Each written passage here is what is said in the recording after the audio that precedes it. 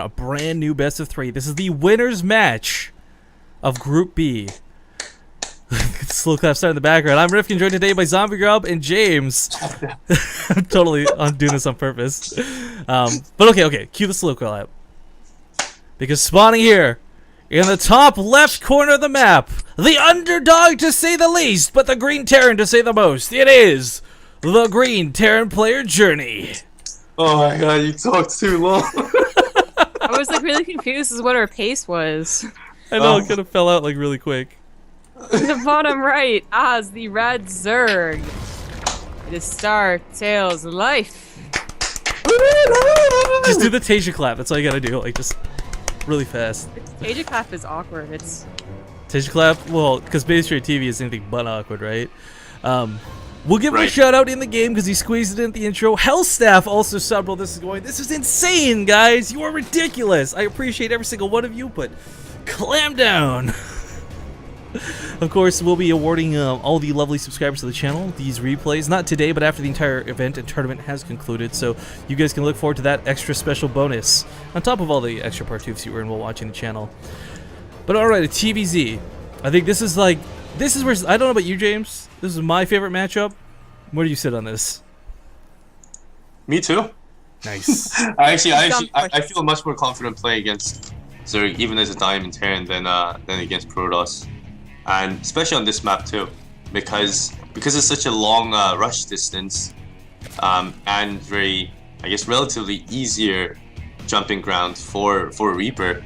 It's a great map to start off greedy for Terran, and that can really snowball later.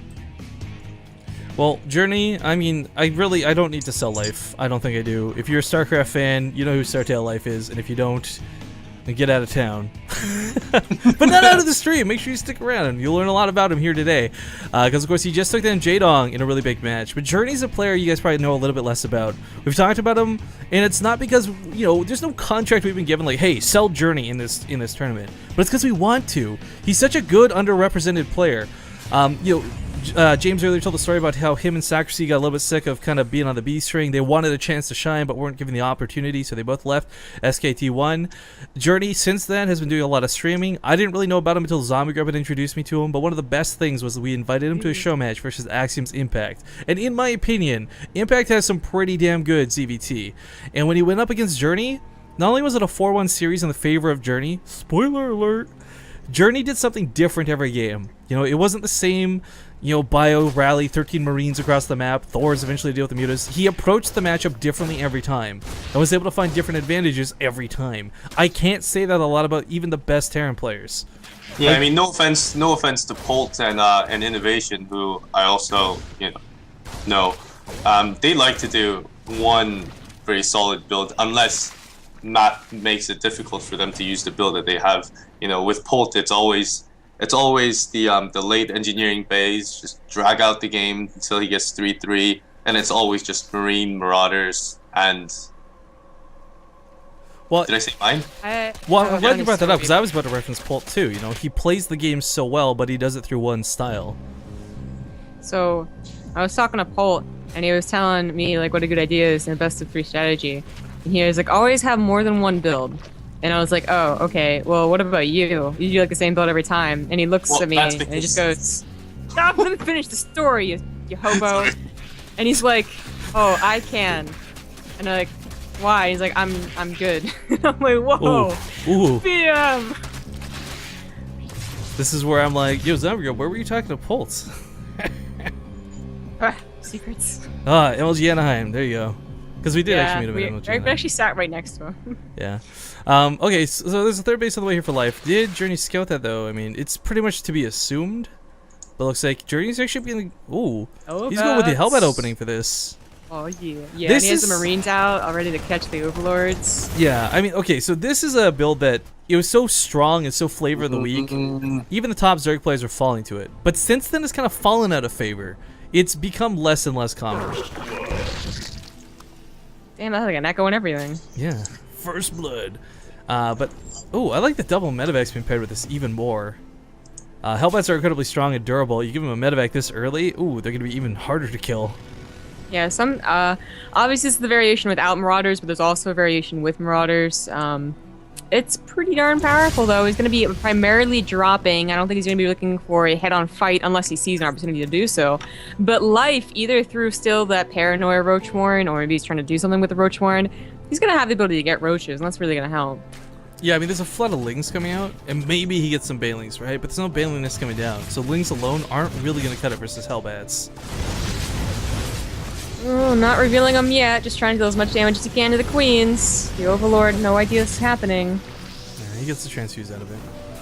There we go. There it is. Some Marines even coming across. What are you doing? Every bit of DPS, man. Queens are going to try and hold, guys, but the thing about hellbats that's so hard to consider is even with that splash damage, they hit so hard. With 18 damage a shot and 8 splashes, they actually hit harder than roaches do. Oh, you could actually take the sun right now. No way he's turning around.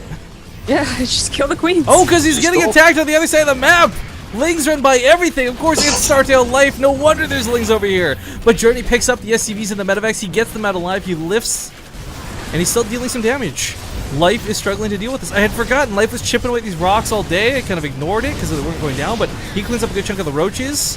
The queens are starting to go down. That one marine in the back finally falls, but I'd say Journey certainly got his money's worth out of this attack. Back at home, he's got to repair that depot, though. He's not repairing that depot, and these lings are about to break through. Oh, no. Oh, there they come. He should have enough Hellions to deal with it, but, I mean, it was so... You don't know if there's a much more lings coming across here, or banelings, God forbid, more thing. So trying to turn this into Hellbat drops. Of course, the Hellbats he has right now are kind of low, and the medevacs are too low to heal them up. So might be able to put some damage here to the third, but... It's really hard to see who comes out ahead after this, because they both traded out pretty decently. You know, he forced backing off of the natural. Journey killed a lot of queens. I'm feeling better for Zerg right now. That might be Terran bias. I'm like, well, I'm just here in this position, but I really do. Journey has no actual units. Like, Hellbats are great, but not against roaches. If it was just lings, I'm like, well, he just holds forever, but roaches are coming across the map. Yeah, the wall's coming down, but the bunker's not complete, so there's nothing here to repair is the problem. The only thing that keeps the roaches back... Might just be game. I don't know, you could bring the Hellbats home, possibly. I mean, what happened to those other Hellions he had made for the defense, right? Did those already die? Those are the ones that are in the medevac. Oh, well, he's got both of them. Double drops going off. Whoa. Yeah. A little bit early to go for a base trade. Oh, but the SCV's on hold position at the ramp are going to go fantastically. Life, of course. Oh, took out the roaches, the Marauder. He's trying to, or was. These drops, though, are going to be hell to deal with. No pun intended. There's too many Hellbats here. The roaches at home can't contend with this. They might after they get speed, but speed's still a whiles off. However, the main's been compromised. The Journey, he doesn't have stim yet. These Marines are not going to be able to deal with this.